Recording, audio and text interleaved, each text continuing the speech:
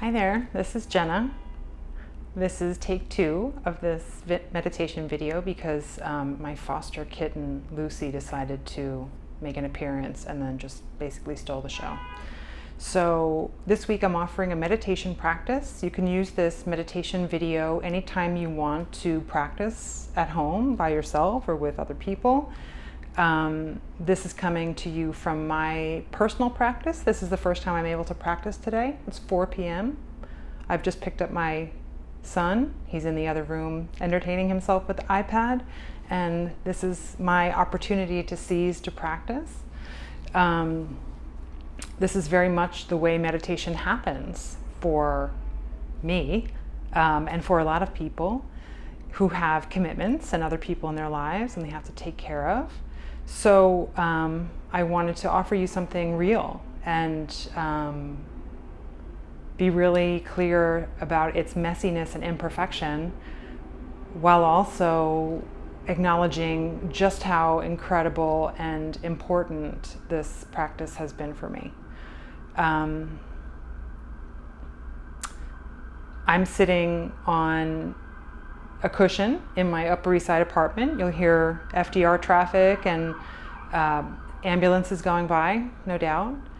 And wherever you are, just find a comfortable seat, whether you're sitting on the floor, on a cushion, with your legs crossed loosely in front of you, or if you're sitting in a chair with your feet flat on the floor. Either position is perfectly acceptable. It's really what works for your body. Sitting on a cushion is no more spiritual than sitting in a chair. And if sitting up is not an option for you, then please try this lying down or in another comfortable position for you, if you're struggling with pain or vertigo or something like that. So find a comfortable position and let your body just land in your seat. Feel the cushion beneath you, the chair beneath you, and give your weight over to it, really letting yourself feel heavy and rooted and with a strong foundation. Allow yourself to take up space here, the space that you need. If you find yourself hovering in any way or posturing in any way, work with that. Experiment with just letting it go. And with this technique in general, I often give the instruction of noticing what you need and what you can let go of. So as we continue to establish our posture with that strong foundation of a heavy lower half of your body, your upper half of your body can kind of blossom upward, be really uplifted.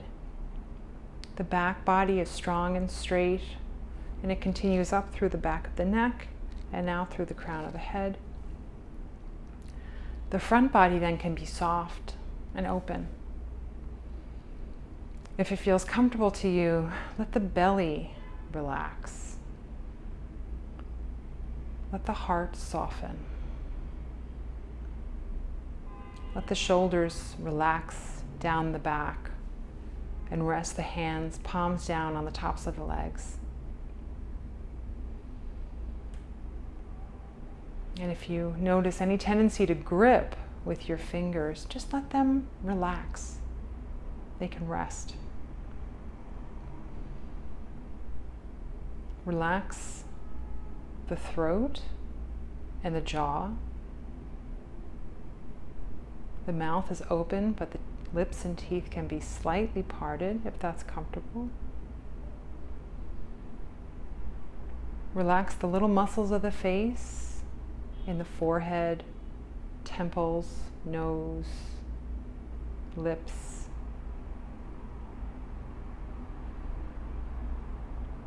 Let the eyes be open with a soft gaze that's cast down at a comfortable distance. This is a practice of wakefulness, so we leave the eyes open, but we're not really staring or looking at anything. We're just taking in the full visual field. This gives us a sense of seamlessness at the end of our practice. There's nowhere to come back to. We're already right in the middle of our world. And the breath is natural and normal, in and out through the nose.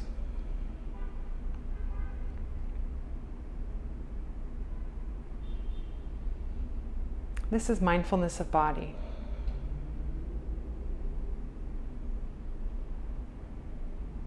And with mindfulness of breath, we continue breathing as we were before we thought about it or paid any attention to it. In and out through the nose. But instead of thinking about or following the breath, we're feeling the breath. So feel the sensations of the breath coming in through the nose, brushing the back of the throat,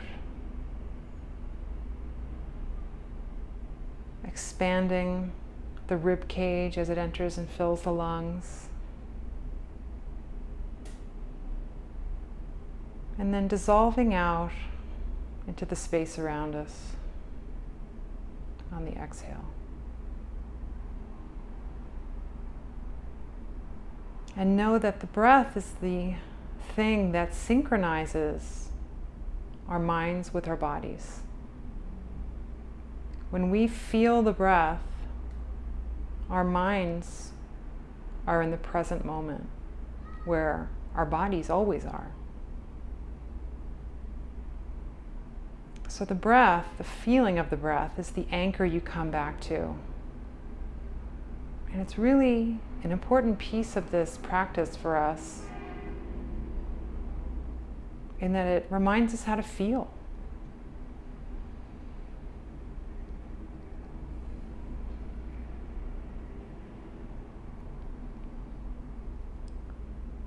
And then the final piece of this practice, after mindfulness of body, mindfulness of breath, is mindfulness of mind. So we place our mind's attention on the sensation of the breath and let it ride the waves of each inhale and each exhale.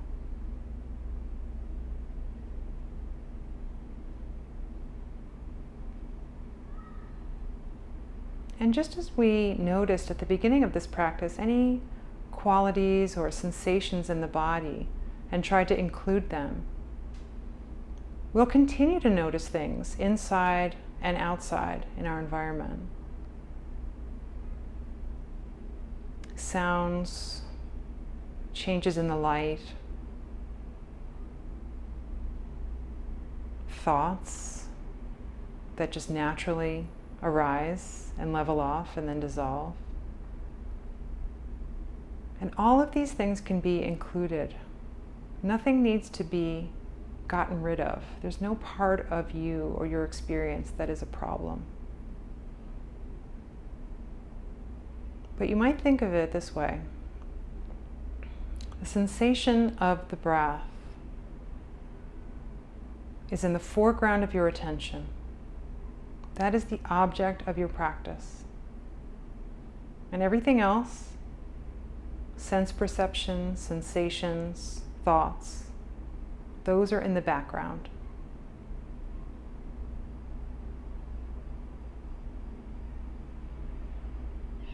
And as long as you're able to continue that connection with the feeling of the breath, noticing anything else in your environment, inside, outside, doesn't matter. It doesn't require any action on your part.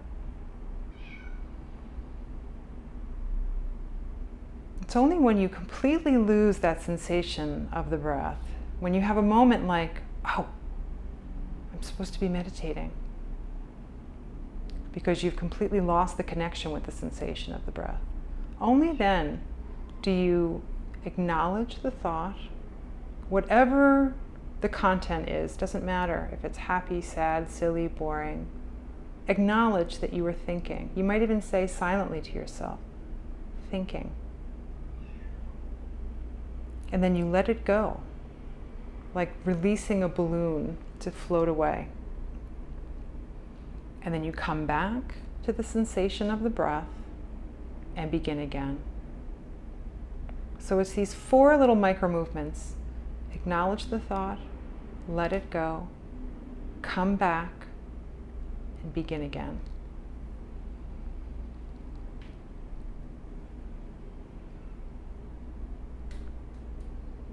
That is the practice. Being wherever we are, training in placing our attention on the feeling of the breath and holding it there. Noticing when we get lost and just coming back.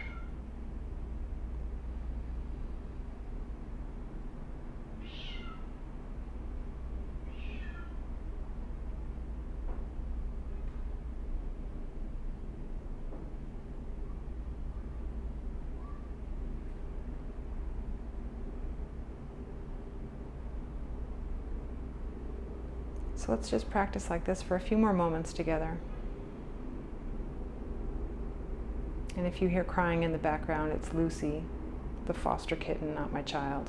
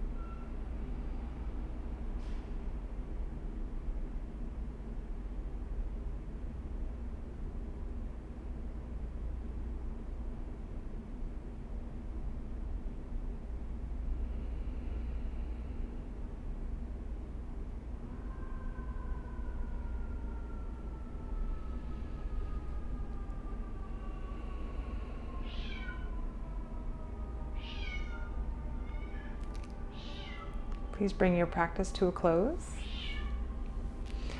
And again, please feel free to use this practice whenever you want to bring it into your own life, and respond to this email if you have any questions, or add your questions to the comments and I'll get back to you.